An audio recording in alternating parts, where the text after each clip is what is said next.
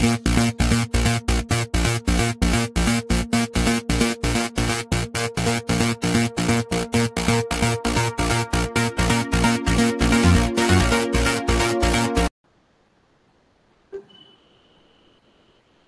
once again, I welcome in the course Irrigation Engineering. So in the previous discussion, we have already discussed the first one module, that is called the canal design. So in canal design, we have discussed the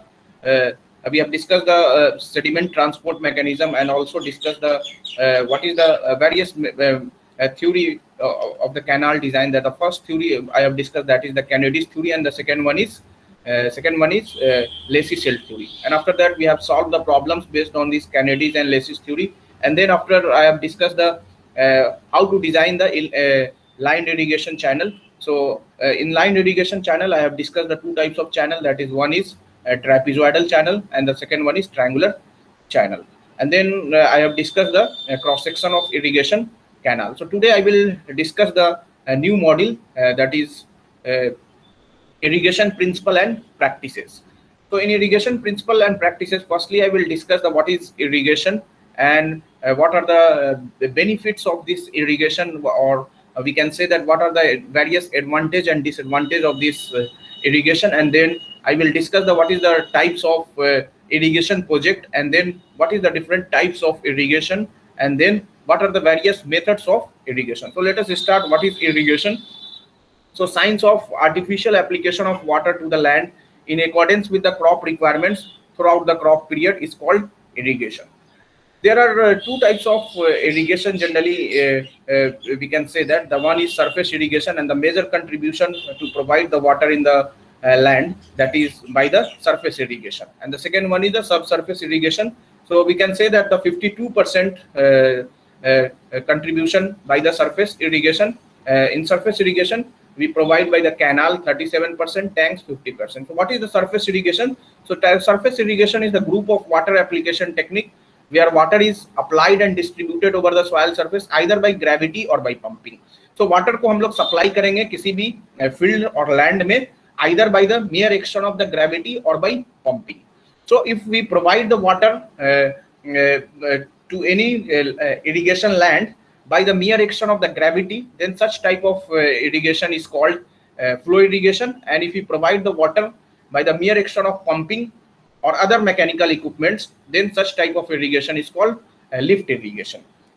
So what are the various advantage of irrigation? So these are the various advantage of the irrigation. The first one is we can increase the food production and the protection from famine or droughts, and the cavitation of the cash crops. So the various cash crop, if we provide the irrigation water, sufficient irrigation water, so we can produce the cash crop like tea, coffee, tobacco.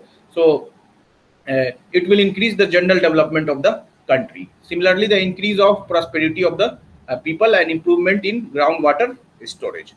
So apart from this advantage, there are some disadvantage of this irrigation is also. There is a problem of water logging, and if the water is logged for very long span, so there is a chances of waterborne diseases, and the pollution problem, water pollution problem may also creates. So these are the disadvantage of this irrigation. After that, I am going to discuss the types of irrigation projects. So irrigation project mainly consists engineering or hydraulic structure which collects, convey, and deliver water to area on which crops are grown. So there are three types of irrigation project. Generally, we say the first one is called a major irrigation project, medium irrigation, and minor irrigation project. So these three irrigation projects can be classified on the basis of cultivable command area and the cost. So major irrigation project, if we say the project is major irrigation project, so the cultivable command area should be greater than 1000 hectare, and the cost of this project should be greater than 5 crore. Similarly, we can say the second irrigation project, that is medium irrigation project. If the cultivable command area is in between 2000 to 1000, sorry, it is 10,000 hectare, not 1000 hectare. and the cost should be 0.5 crore to 5 crore. And the minor irrigation project,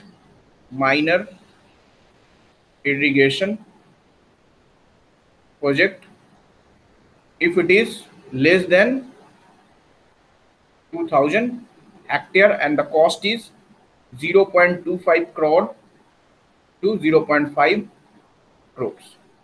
So these are the three different types of major irrigation project.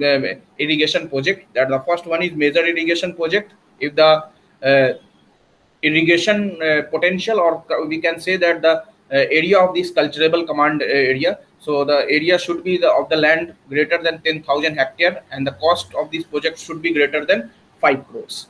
Then such type of project is called major irrigation project. So university exam में ये आता है what are the different types of irrigation projects. So the first one is the major irrigation project. Similarly, the second one is medium irrigation project. If our cultivable command area in between 2000 to 10,000 hectare and the cost of the project should lies between 0.5 to 5 crores. And if the cost of the project is lies between 0.25 to 0.5 crores, then such type of project is called minor irrigation project. After that, I'm going to discuss what is the different types of irrigation. So these are the different types of irrigation. As I told you, there are two types of irrigation. The first one is surface and the second one is subsurface irrigation. This surface irrigation is further divided into two: flow irrigation and lift irrigation. As I told you, what is flow irrigation? Flow irrigation क्या होता है अभी बताया हमने कि flow irrigation क्या है. So if water is present at the high level and we have to supply the water at the down level, so due to the action of the gravity we can provide the irrigation water, that is called a flow irrigation. And if you have to provide the water by the if you use any mechanical device like pumps to provide the irrigation water, then such type of irrigation is called lift irrigation. And flow irrigation is once again divided into perennial and flood irrigation. So in perennial irrigation, what we say, there is a continuous supply of water should be there. So perennial crops generally it will take to grow the very long time. It will take very long time to grow, or so such type of crop is called perennial. So if you talk about the perennial irrigation, so consistently or constantly we have to provide the water to the land to the better growth of the crop. So this is the surface irrigation I have written. Group of water application technique where water is applied and distributed over the soil surface either by gravity or pumping is called surface irrigation. Surface irrigation is further divided into flow irrigation and lift irrigation. So what is flow irrigation? So when water is available at higher level and it is supplied to the lower level by the action of gravity, then such type of irrigation is called flow irrigation. Similarly, lift irrigation, if water is lifted up by some mechanical or manual means such as by pumps, then supplied for the irrigation is called lift irrigation. The example of the lift irrigation is we can use the mechanical well or tube well. Similarly, the flow irrigation is further divided into perennial irrigation and flood irrigation. So as I told you, in perennial irrigation, constant and continuous water supply is assured to the crop in accordance with the requirement of the crop throughout the crop period. So we have to provide the constant and continuous water supply for the requirements of the crop throughout the crop period is called perennial irrigation. And in flood irrigation, soil is kept submerged. So in flood irrigation, soil is kept submerged and thoroughly flooded with water so as to cause through the saturation of the land is called flood irrigation. यहाँ तक किसी को doubt है तो बताइए. यहाँ तक किसी को डाउट है?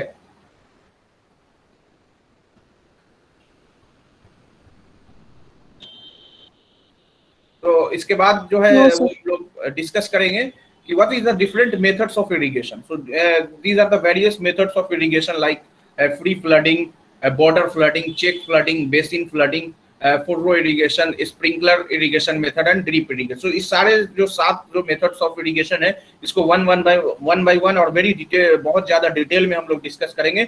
So पहला जो मेथड ऑफ इरिगेशन है जिसको बोला जाता है कि फ्री फ्लडिंग और ऑर्डिनरी फ्लडिंग क्या होता है. सो फ्री फ्लडिंग और ऑर्डिनरी फ्लडिंग में क्या होता है कि एक मेन स्ट्रीम है और मेन स्ट्रीम को फर्दर हमने सब स्ट्रीम या डिचेस में हमने वाटर को डिस्ट्रीब्यूट किया और वहां से डिस्ट्रीब्यूटी बहुत सारा डिस्ट्रीब्यूटी बनाते हैं, वहां पे हम लोग वाटर को प्रोवाइड करते हैं। So since the movement of water is not restricted, it is also called wild flooding. इसको wild flooding या ordinary flooding भी बोलते हैं। और इसमें हमने क्या बोला कि in this method contour ditches called subsidiary ditches are made and are generally spaced at about 20 to 50 meter apart. As I told you that देखो this is the main supply ditch है, ये हमारा main supply है और यहाँ से हमने क्या कर दिया, this is the subsidiary ditch, और इसको भी मैंने दो जगह हमने सब्सिडरी डिच बताया है। और फिर यहाँ से हमने क्या किया है, डिफरेंट आउटलेट्स आर देयर, वहां से हमने वाटर को क्या किया है, बहुत जगह आपने सप्लाई किया। तो ये आपने देखा भी होगा, आप अपने जब विलेज ये सब में देखते हुए तो इस तरह के सप्लाई को आपने देखा होगा कि मेन चैनल से फिर हमने दूसरा सब्सिडरी डिच बनाया और वहां से फिर वाटर को हम लोग डिफरेंट आउटलेट्स पे हम लोग प्रोवाइड करते हैं। तो वही चीज है जिसको बोला जाता है, क्या बोला जाता है, फ्री फ्लडिंग। तो इसमें क्या करते हैं, technique is suitable for supply for sloppy land, sloppy land के लिए ये technique that is very suitable, but the irrigation जो वाटर एप्लीकेशन एफिशिएंसी है वो बहुत ज्यादा लो होगी। मतलब कि वाटर एप्लीकेशन एफिशिएंसी जो होगी, इस तरह का अगर हमने इरिगेशन मेथड अगर आप अडॉप्ट किया है तो इसकी वाटर एप्लीकेशन एफिशिएंसी जो होगी वो बहुत कम होगी। यहाँ पे देखो तो वही चीज है कि इसको सब्सिडरी डिच बोला गया है, this is the main supply ditch. और ऐसा नहीं कि दो ही इसमें होगा, बहुत सारा हम बना सकते हैं, जस्ट हमने दिखाया है कि ये क्या होता है, ठीक है। तो हमने बनाया है कि सब्सिडी डिच और वहां से बहुत सारा आउटलेट्स हमने दिखाया कि वहां से वाटर को हम लोग प्रोवाइड कर सकते हैं। तो such type of irrigation method is called free flooding और ऑर्डिनरी फ्लडिंग। दूसरा जो फ्लडिंग मेथड है that is called border flooding. इसमें बॉर्डर फ्लडिंग में क्या करते हैं, एक लैंड को हमने डिफरेंट नंबर ऑफ स्ट्रिप्स में हमने सेपरेट कर दिया है। ये भी आपने देखा होगा कि एक लैंड के पूरे एरिया को हमने डिफरेंट नंबर्स ऑफ स्ट्रिप्स में हमने या बॉर्डर जो हमने बनाया है उसमें हमने डिवाइड कर दिया। तो land is divided into number of strips separated by low levees called borders, and the land area जो इसमें जो होगा वो confined with 10 to 20 metre width and 100 to 4 metre length of the each strip, and land is prepared perpendicular to the direction of flow in the ditch. यहाँ पे आप लोग देख सकते हैं कि कुछ इस तरह का अगर फ्लो हो रहा है तो उसके परपेंडिकुलर हमने क्या है, बहुत सारा स्ट्रिप्स बनाया है और वाटर को हमने क्या किया है, प्रोवाइड किया है। तो इसमें जो है जनरली जो कितना टाइम लगेगा उसको हम लोग डिराइव करेंगे कि कैसे कितना टाइम लगेगा कि वाटर को एक पोजीशन से दूसरे पोजीशन में आने में। जब अगर किसी लैंड का जो डिस्चार्ज है वो क्यू है, एरिया ए है और इनफिल्ट्रेशन रेट जो है वो एफ है, तो कितना टाइम लगेगा, तो उसको हम लोग अभी डिराइव करेंगे। तो हमने क्या लिया है कि this is the supply channel, ये सप्लाई चैनल है और पूरा का पूरा एरिया जो है ए है। हमने एक जो बॉर्डर स्ट्रिप को दिखाया है जिसका एरिया जो है डी है और डेप्थ जो है वो वाई है, ठीक है। तो हम लोग यहाँ से इस चीज को हमने लिखा भी है कि यहाँ let Q be the discharge through the supply ditch, जो क्यू जो है वो डिस्चार्ज है और ए जो है वो area of the land strip to be irrigated, Y is the depth of water flowing over the border strips, और एफ जो है वो rate of infiltration of soil, and T is the time required to cover the given area. So what is the expression of T in terms of Q, A, F और Y के term में क्या होगा। तो total अगर volume की बात की जाए, अगर टोटल वॉल्यूम की बात की जाए तो क्या हम इसको लिख सकते हैं, टोटल वॉल्यूम जो होगा वो Q इंटू dt जो होगा वो किसके बराबर होगा। तो इसका अगर वॉल्यूम अगर देखा जाए तो क्या हो जाएगा, इसका वॉल्यूम Y इंटू DA, बोलिए। इस तरह का बहुत सारा जो अगर लिया गया है तो क्या हो जाएगा, Y into DA plus infiltration capacity rate of infiltration F into आपका हो जाएगा एरिया इंटू dt। बोलो टोटल वॉल्यूम को लिख सकते हैं इस तरह, जो डिस्चार्ज क्यू है और जो टाइम लगा है तो ये टोटल वॉल्यूम है। अब यहाँ से आप dt को एक तरफ ले आओ तो क्या हो जाएगा, q minus F A into dt is equal to y into DA। बोलो कोई दिक्कत? No sir. अब यहां से dt क्या लिख देंगे, तो dt इज इक्वल टू क्या लिख दे, तो हो जाएगा यहां से dt जो हो जाएगा y divided by q minus F ए। यहां से अगर dt को लिखा जाए तो dt कितना होगा, और दोनों को इंटीग्रेट करके देखिए क्या आ रहा है, दोनों को इंटीग्रेट करिए तो क्या हो जाएगा, dt is equal to Y by Q minus F A, Y by Q minus F A into D A. बोलो अब हमारा क्या क्या कांस्टेंट है, यहाँ पे Q भी कांस्टेंट है, Y भी कांस्टेंट है, F जो है हमारा कांस्टेंट है। तो यहाँ पे आप दोनों तरफ इंटीग्रेट कर दो तो क्या हो जाएगा, integration of dt is equal to y बाहर निकाल लिया तो क्या हो गया 1/q minus F A into D A. तो यहाँ से टाइम क्या हो जाएगा, t इज इक्वल टू बताइए कितना हो जाएगा, y divided ln 1/q minus F ए का क्या हो जाएगा ln, बोलिए इंटीग्रेट करिए इसको, q माइनस एफ ए को ले लो तो y बाई एफ माइनस के साथ क्या हो जाएगा ln q minus F A plus C some constant. नहीं समझ में आया?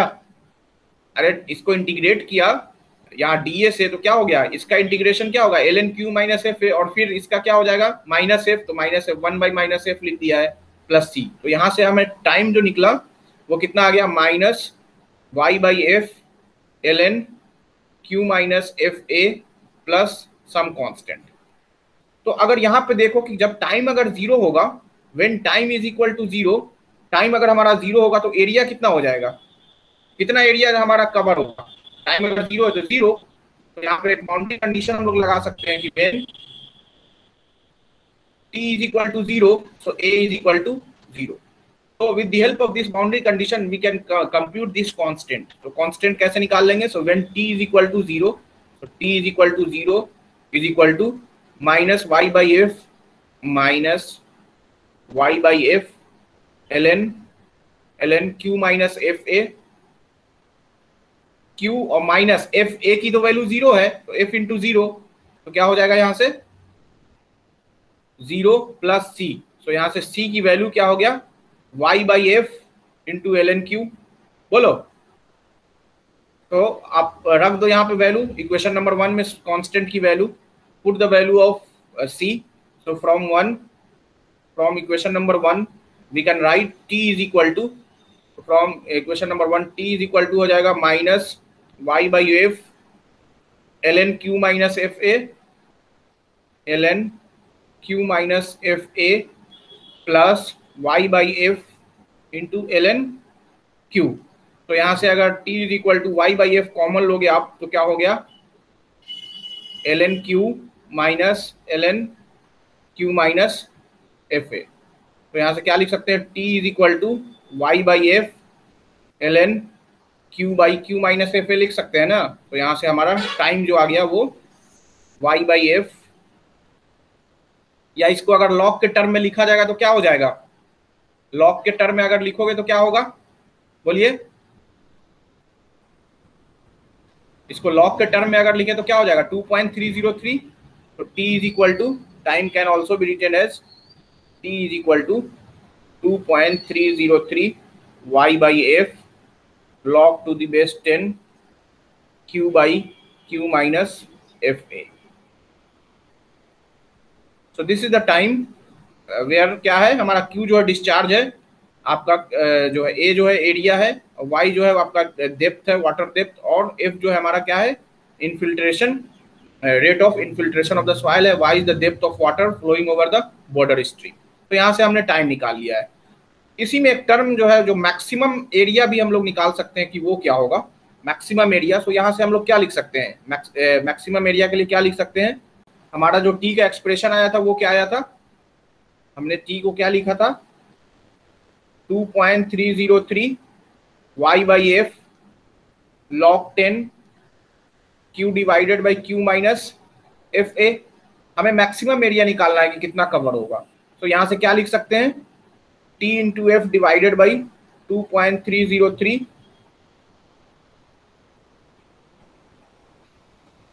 t into F is equal to क्या हो जाएगा हमारा y into log 10 q by q minus F A. तो यहाँ से टी एफ बाई 2.303 y अगर हम लोग ले ले, y भी तो कांस्टेंट है तो यहाँ से y को हमने हटा दिया। तो यहाँ से इसके वैल्यू को हमने मान लिया कि let t into F divided by 2.303 y जो है हमारा क्या है x है। अब यहाँ से a निकालिए कितना आएगा, देखो यहाँ इसके वैल्यू को रख दीजिए x, तो क्या हो जाएगा 10 to the power x is equal to क्या Q divided by Q minus FA। तो यहाँ से क्या हो जाएगा 10 to the power x into Q minus 10 to the power x into FA that is equal to Q। तो आप यहाँ से अगर Q कॉमन लोगे तो इधर क्या ले आओ 10 to the power x minus 1 into Q is equal to 10 to the power x into F into A। तो यहाँ से F A की वैल्यू क्या हो जाएगा A is equal to 10 to the power x minus 1 divided by 10 to the power x into Q by F। अब ये 10 to the power x minus 1 divided by A 10 to the power x, इसकी value जो होगी क्या, जब maximum है तो इसकी वैल्यू मैक्सिमम होनी चाहिए because for a given discharge and infiltration rate. तो क्या लिखेंगे इसको क्या लिख सकते हैं A इज इक्वल टू क्या है हमारा A जो हमने निकाला है A is equal to 10 to the power x minus 1 divided by 10 to the power x into Q by F। तो for maximum area for A max हमारा क्या होना चाहिए, this value should be maximum. So the maximum value of 10 to the power x minus 1 divided by 10 to the power x that is approximately equal to 1। तो यहाँ से A max जो हो जाएगा मैक्सिमम एरिया जो हो जाएगा that is equal to Q divided by F। So these two important relationship, the first one is the time required to cover the given area and the maximum area. So time required हमने जो निकाला है 2.303 y by f log 10 log to the base 10 q divided by q minus fa, and the maximum area that can be covered that is q divided by f, where f is the rate of infiltration of soil. यहाँ तक किसी को doubt है? कोई doubt है यहाँ तक? चलो क्वेश्चन, हाँ क्वेश्चन करिए। First question that is taken from the Indian forest services 10 marks. Determine the time required to irrigate an area of 0.05 hectare and the second part the maximum area that can be irrigated from a tube well with a discharge of 0.025 metre cube पर second. The infiltration capacity of soil is given as 5 centimetre per hour and the average depth of flow of water may be taken as 10 centimeter। सबसे पहले ये बताओ क्या क्या दिया हुआ है। सबसे पहले क्या दिया हुआ है, एरिया दिया हुआ है आपका कितना 0.05 हेक्टेयर। कितना हो जाएगा 1 hectare is 10 to the power 4 metre square. So कितना हो गया 0.05 into 10 to the power 4, 0.05 into 10 to the power 4, so that is 500 metre square, 500 metre square. And the discharge is given, discharge is 0.025 meter cube per second, and the infiltration capacity is given, F is equal to 5 centimeter. Infiltration capacity of the soil is given 5 centimeter per hour, and the average depth of flow is given that is 10 centimeter.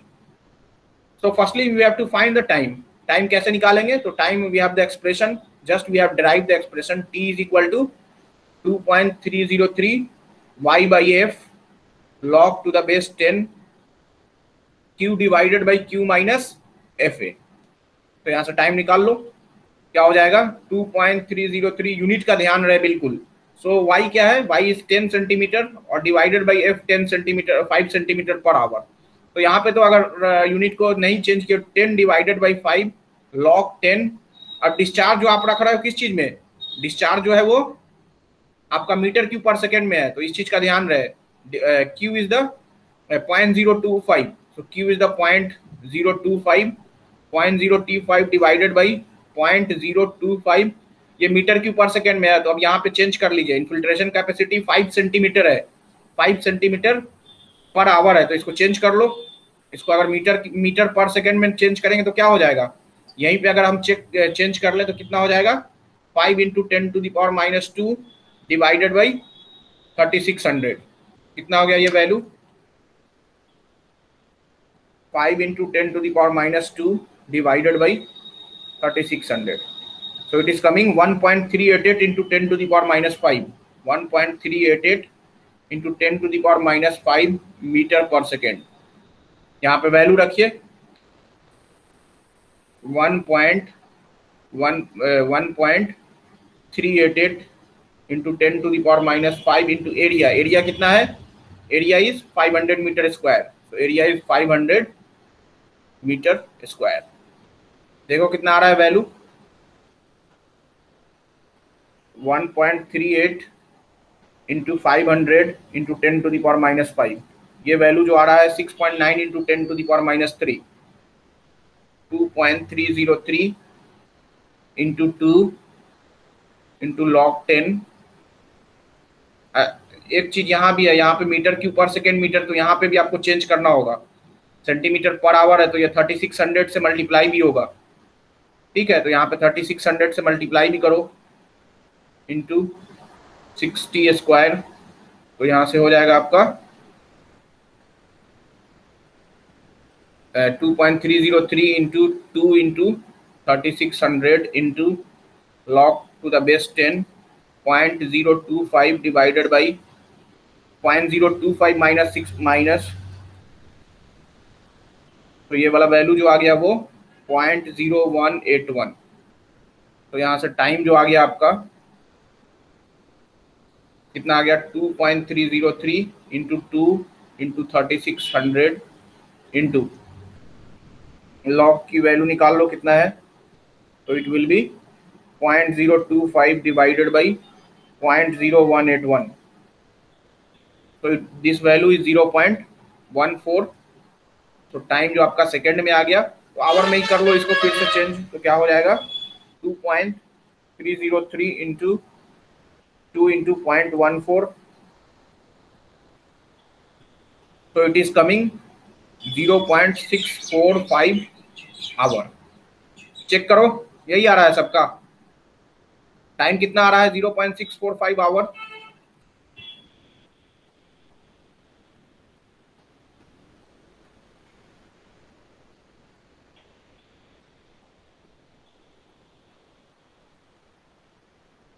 और यहीं पे अगर दूसरा part हमें निकालना होगा कि maximum area, तो मैक्सिमम एरिया कितना हो जाएगा। तो अभी हमने ड्राइव किया है maximum area, that is equal to Q by F। तो व्हाट इज Q की वैल्यू जो है वो 0.025, सो 0.025 मीटर क्यूब पर सेकेंड डिवाइडेड बाई F की वैल्यू कितनी है 5 सेंटीमीटर पर आवर।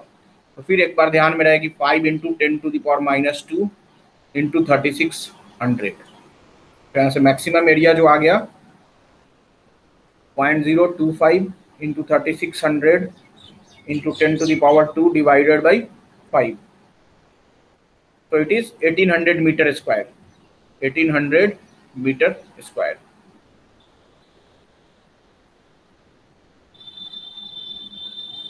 बोलिए, इसमें किसी को डाउट है इसमें? No sir. चलिए दूसरा पार्ट करिए, सेकंड क्वेश्चन। ये 2013 में फिर से 4 मार्क्स का पूछा गया था इंडियन फॉरेस्ट सर्विस में। Find the time required to cover an area of a border strip of 0.15 hectare. तो once again the area is 0.15 hectare. तो कितना हो गया, आप चेंज करो इसको 10⁴ से, तो 0.15 into 10⁴, so it is 1500 meter square, 1500 meter square.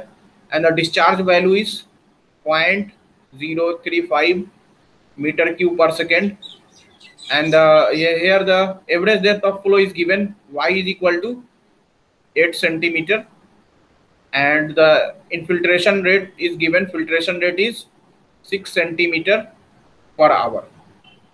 So compute the value of time. So once again time is equal to t is equal to 2.303 y by f log 10 q by q minus f into a। देखो कितना आ रहा है,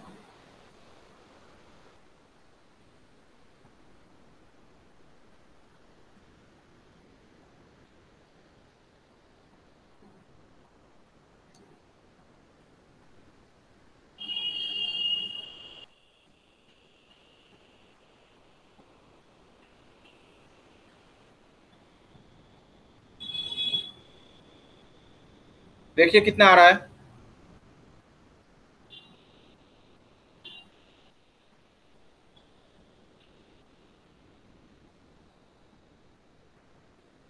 F की value को लिखो, जल्दी से निकाल लो, कितना होगा 2.303, वाई की value 8 centimetre divided by F, F की वैल्यू कितनी है 6 सेंटीमीटर पर आवर, तो 6 centimetre into log 10 divided by q. Q की value q is given, that is 0.035. so q is 0.035 divided by 0.035 minus infiltration rate.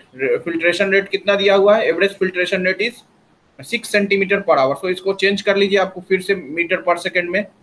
तो it is 6 into 10 to the power minus 2 divided by 3600. तो ये कितना आ जाएगा? 6 into 10 to the power minus 2. so 6 into 10 to the power minus 2 divided by 3600.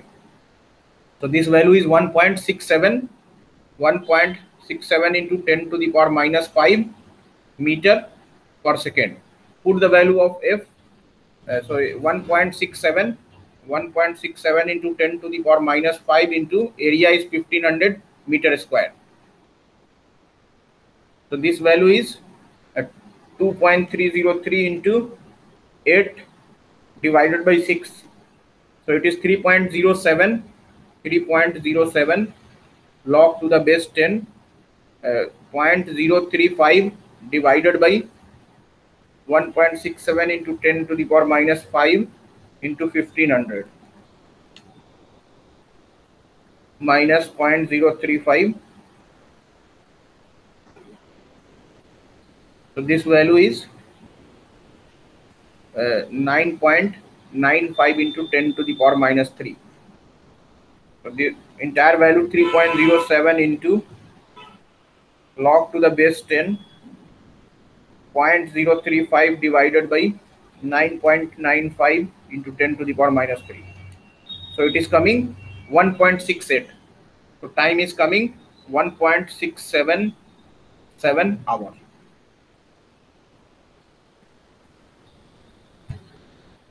यहाँ तक कोई doubt है? No sir. ठीक है. सो आज के क्लास में यहीं तक रहने देते हैं. जो नेक्स्ट 5 जो आपका मेथड ऑफ इरिगेशन है, that will be discussed in the next class. Thank you.